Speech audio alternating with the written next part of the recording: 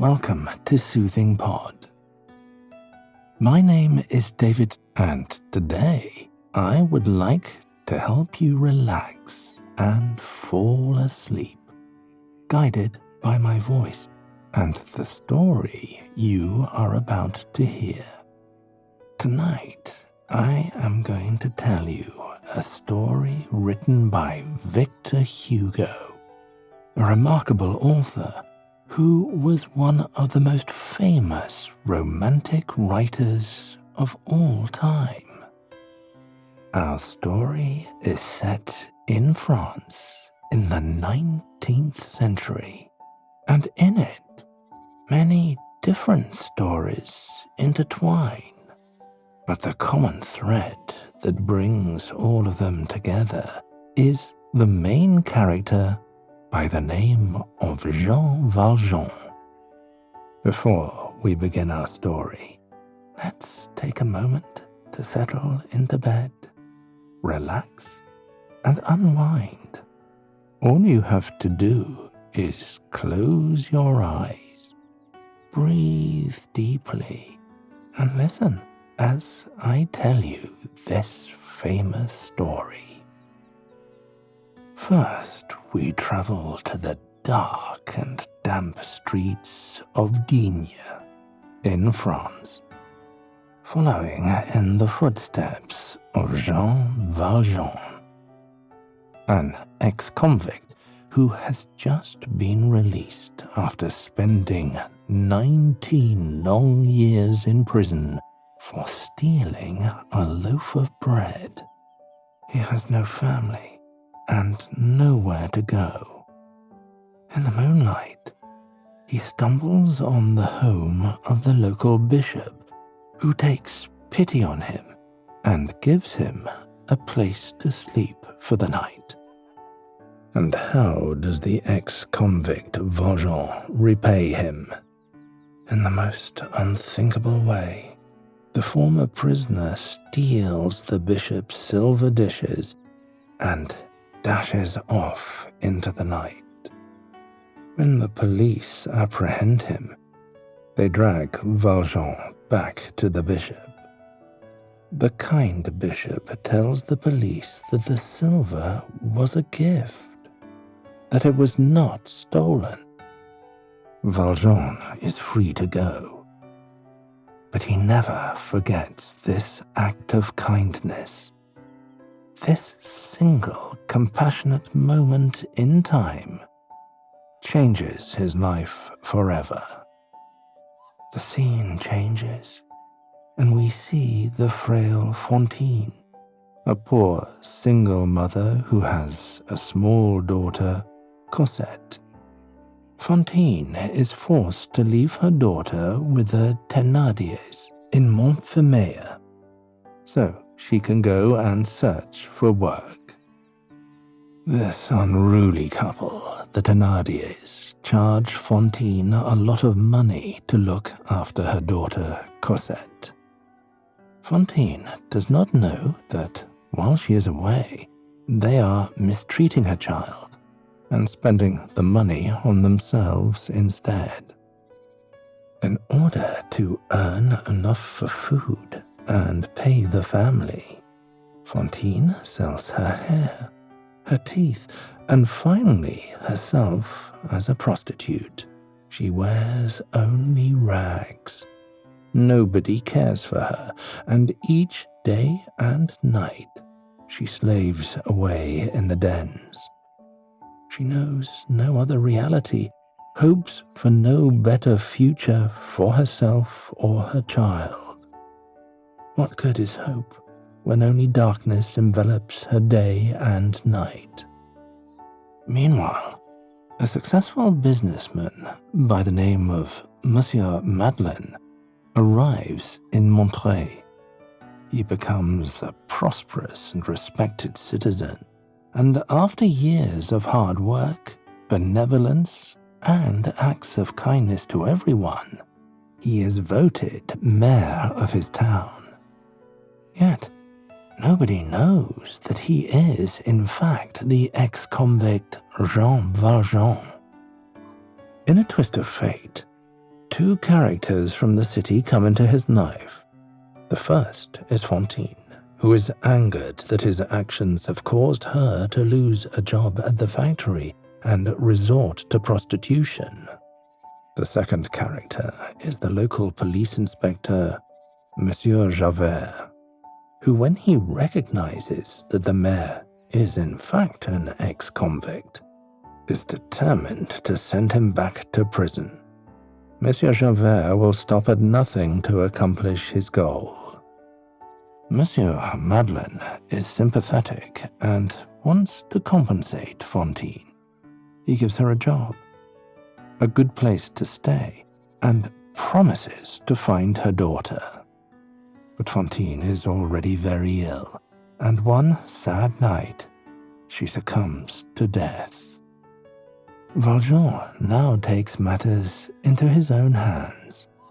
He cannot forget Fantine and the promise he made to her, so he goes to find Cosette at the Thénardiers' inn.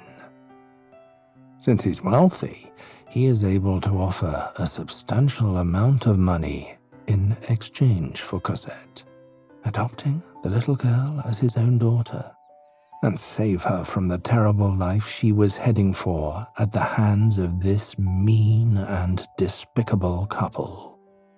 Seeing that he cannot remain in town for much longer, as the inspector has recognized him, Valjean decides to take Cosette and move to Paris and begin a new life yet again. Valjean and Cosette live in Paris for a while, and do indeed begin to live a happy, contented life as a loving father and a devoted daughter. They each now have someone to love and care for, a family of their own, a reason to keep faith and hope alive in their hearts. And for the first time in his life, Valjean understands what true love is. He raises the girl to be well educated, to love and respect mankind, and to be charitable to the poor. However, Inspector Javert, still on the hunt for Valjean, disguises himself as a beggar, attempting to reveal the rich man's identity. Sure enough, his suspicions are confirmed. The man is indeed the ex-convict he has been looking for. Valjean decides that he and Cosette should leave Paris immediately, and they do, just in time. Javert's men chase the father and daughter, but they manage to escape and divert their pursuers. Before their last-minute escape in Paris, we're introduced to Marius, a shy but dashingly handsome young man who works in a bookshop. One day, while walking in the park, he lays eyes on Cosette and falls in love at first sight. And every day after that, he goes to the park in hopes of seeing her again. Cosette's adopted father, Valjean, is understandably very wary of the young man when he finds out he is following his daughter. Believing Marius to be yet another policeman in disguise, he tells Cosette that they must move again. Cosette is tired of constantly being on the move and wants to ask her father about his past. She does press him to tell her everything, but Valjean is not ready yet. He believes that it is not yet time for Cosette to know about his past, as she is still young and impressionable. Every night, he kisses her, wishing her sweet dreams, and every night she asks, "Tell me, father," she pleads, "what is so secret about our family, your life, your past, and why do you refuse to tell me?" And every night, her father's answer is the same. "It is not yet time for you to know." By acting in such a manner, Valjean tries to teach his daughter patience and her place in the world, at least as long as she is under his roof. But he is a loving father who never allows harm to come to Cosette. Thus, she had learned to love and trust him. When he and Cosette escape again away from Marius, she is very sad, but content to trust her father's love. Once again, we find the scheming Thénardiers, who are lying and currently going under the name Jondrette. At every chance, they steal from everyone who falls for their tricks. They now have a daughter who is the same age as Cosette, named Éponine. As children, the girls sometimes played together, before the foster parents started mistreating Cosette. Now, both girls are grown young women, and their paths are about to cross again. Meanwhile, Marius has been looking for Cosette, and through Éponine, he found out about Valjean's new home and the beautiful girl with whom he has fallen in love. He understands that he cannot be with Cosette just yet. Still, every day he comes to her garden and leaves a set of love poems for her. Every day, Cosette reads the letters and thinks of him. And with each poem, each word, each signed declaration of love, she finds her feelings for Marius growing stronger and stronger. And so does the desire to know and understand the story of her father's past. One evening, under the starry sky, the two lovers finally meet. In the stillness and magic of a full moon's glow, they declare their love for each other. For a few evenings, the pair meet this way, in the silence and stillness, in these precious hours of togetherness, until one night, Cosette tells him that her father has decided to leave for England. Her father is always busy with his company matters, she explains, and she must accompany him on his travels.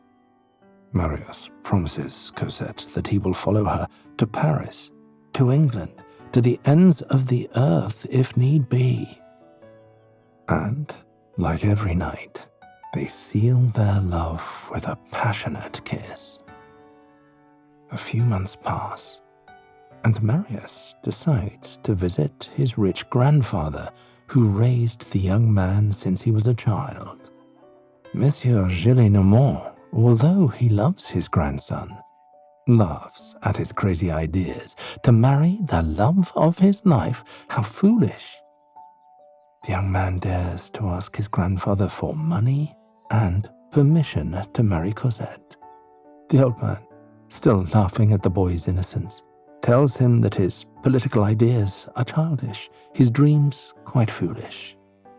Marius, in distress, leaves his grandfather's villa and returns to console himself in Cosette's presence one more time. But his hopes are dashed when he finds that the girl and her father are gone. There is nobody in their house. Even Éponine confides to him that they left very quickly without saying a word. Marius is distraught, and Éponine is heartbroken because she has also come to have strong feelings for the young man, who, in turn, shows no interest in her. He speaks to her only when he wants to hear news of Cosette. Marius's friends happen to have somewhat crazy political ideas too. They are preparing for a revolution and are waiting for him at the barricade on the Rue de la Chanvrerie. A war is brewing, and these brave young souls are determined to overthrow the current political party. In fact, they have captured an old man, who they do not know is Inspector Javert in disguise. Apparently, he was there to spy on them. Captured and bound, the old inspector overhears all of their plans, but at this point is physically powerless to stop them. Even the young and dark-haired Eponine has joined the young band of outlaws. Dressed as a male youth, her hopes for love crushed, she instead wants to spend her time fighting for what she believes is a worthy cause.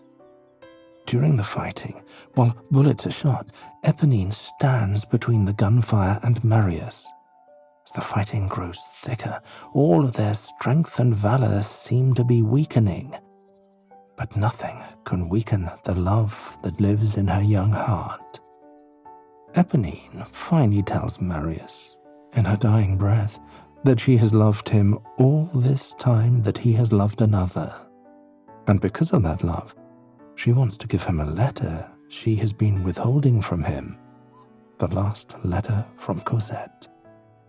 Marius clasps the message to his chest, sad that Eponine is dying, and yet strangely joyous that Cosette's love for him seems to have not yet faded. Valjean arrives at the barricades just in time to help the young rebels fight, and to inspire them to bravely endure. But when Valjean finds Javert tied to a post, he asks the rebels to leave him alone with the inspector. Needless to say, he makes the young men think that he will take matters into his own hands and kill the inspector himself. Javert is now a prisoner at his mercy. What will this man, who was shown mercy so long ago, decide on the fate of his enemy? While the other young rebels are away, Valjean does the unthinkable. He sets Javert free. He looks upon him not only as a man who has wanted his blood for so long, instead he sees him simply as another human being who tried to right a wrong. After setting his worst enemy free, Valjean goes to watch Marius and the other rebels as they continue on the fight for freedom. Marius, with his youthful energy, his will, and his passion, wants to give the best years of his life to a cause he feels is worth fighting for. He sustains a bullet wound. The other young men are also wounded. Is this fight really worth it? Is it truly what youthful dreams are made of?